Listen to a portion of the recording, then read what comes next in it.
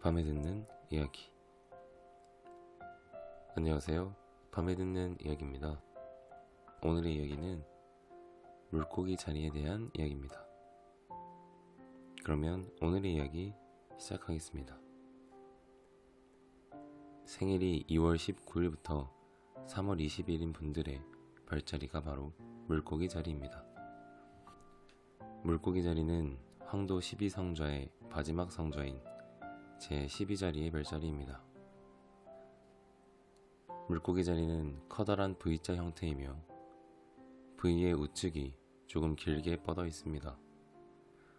별자리로서는 큰 편이 아니지만 밝은 별은 아니며 가장 밝은 별이라도 4등성이기 때문에 발견하기는 상당히 어렵습니다.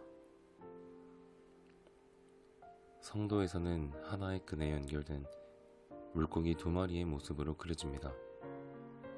고대 바빌로니아에서는 끈으로 이어진 인어와 물고기로 된 제비로 그려지기도 했습니다.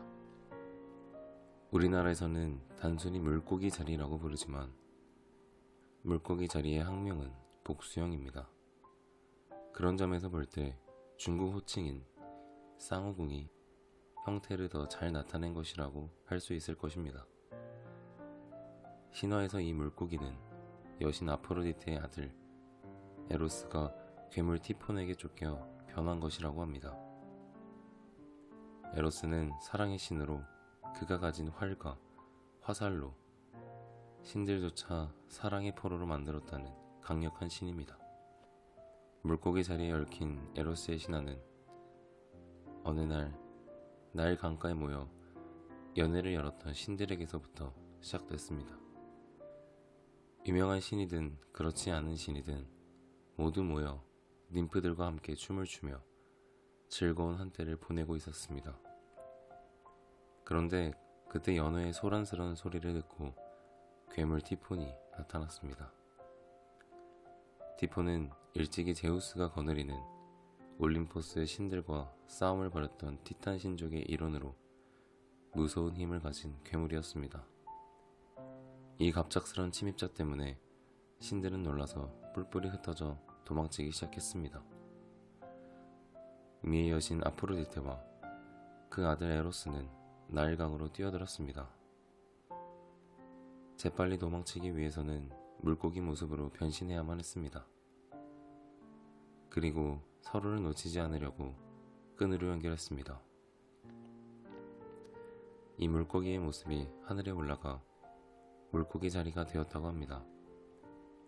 그리고 이때 연회에 참가했던 목신 판도 강에 뛰어들어 물고기로 변하려 했으나 너무 당황한 나머지 상반신은 염소, 하반신은 물고기라는 매우 우스꽝스러운 모습으로 되고 말았습니다. 이 모습이 너무나 우스워서 제우스가 기념으로 염소 자리로 만들었다고 합니다. 에로스에 관한 신화는 여기서 끝나지 않습니다. 어느 나라에 3명의 왕녀가 있었는데 그 막내딸인 프시케는 특출난 미녀라는 평판이 있었습니다. 프시케의 미모에 대한 평판이 미의 여신 아프로디테를 능가할 정도가 되자 아프로디테는 질투심에 불타 에로스에게 프시케가 세상에서 가장 비천한 남자를 사랑하도록 하라는 명령을 내렸습니다. 그런데 에로스가 누구나 맞으면 사랑을 하고 만다는 황금의 화살을 프시케를 향해 쏘려다가 실수로 엄지손가락에 상처를 입고 말았습니다. 화살촉 때문에 생긴 상처였습니다. 그래서 에로스 자신이 프시케에게 격렬한 사랑을 느끼게 되는 이상한 상황이 벌어지고 말았습니다. 한편 프시케는 지나치리만큼 아름다웠기 때문에 오히려 결혼하겠다는 사람이 아무도 없었습니다. 그래서 신탁을 묻자 신부옷을 입혀 산꼭대기에 갖다 두어라. 신들조차 두려워하는 자가 신랑이 될 것이다. 라는 대답이 돌아왔습니다. 프시케의 가족은 비탄에 빠졌지만 신탁을 거스를 수는 없어 프시케에게 신부옷을 입혀 산꼭대기에 홀로 남겨두었습니다. 프시케는 너무나 무서워 울다가 밤이 되자 지쳐 잠이 들고 말았습니다. 얼마가 지난 후 눈을 뜨자 푸시케는 자신이 근사하고 장엄한 궁전에 있다는 사실을 알았습니다. 그리고 보이지 않는 누군가가 시종들을 보내 자신들을 살피는 것을 알게 되었습니다. 밤이 되자 깜깜한 침실에 남자가 찾아와서 푸시케에게 상냥하게 말을 걸어왔습니다. 처음에는 겁내던 푸시케도 조금씩 마음을 열고 남자를 사랑하게 되었습니다. 그 남자는 결코 내 얼굴을 봐서는 안 된다고 푸시케에게 말했습니다. 푸시케는 이미 남자에게 멈출 수 없는 연정을 품고 있었기 때문에 잠자코 그 말을 받아들였습니다. 이렇게 지내던 어느 날 푸시케는 2명의 언니를 궁전으로 초대했습니다. 언니들은 궁전을 보자 그 장엄함에 눈을 동그랗게 뜨고 동생에게 대단한 질투심을 느꼈습니다. 그러다 푸시케에게 남편의 얼굴을 한 번도 본 적이 없다는 말을 듣자 언니들은 의아해하며 그 남자는 괴물이 틀림없다. 이제 잡혀 먹히고 말 테니 남자가 잠자는 틈에 죽여버려라 하고 푸시케를 꼬드겼습니다. 푸시케는 언니들의 말이 옳다고 생각했습니다. 그날 밤 푸시케는 남자가 잠이 들자 침대를 빠져나와 촛대와 단검을 손에 들고 조심스레 남자에게 다가갔습니다. 그런데 촛불에 비친 남자의 얼굴은 괴물이 아니라 금발의 아름다운 젊은이 에로스였습니다. 인기척에 눈을 뜬 에로스는 푸시케가 약속을 깨트린 것에 매우 화를 내며 호되게 푸시케를 질책한 다음 천상으로 가버렸습니다. 끝으로 물고기 자리에 운세에 대해서 말씀드리겠습니다.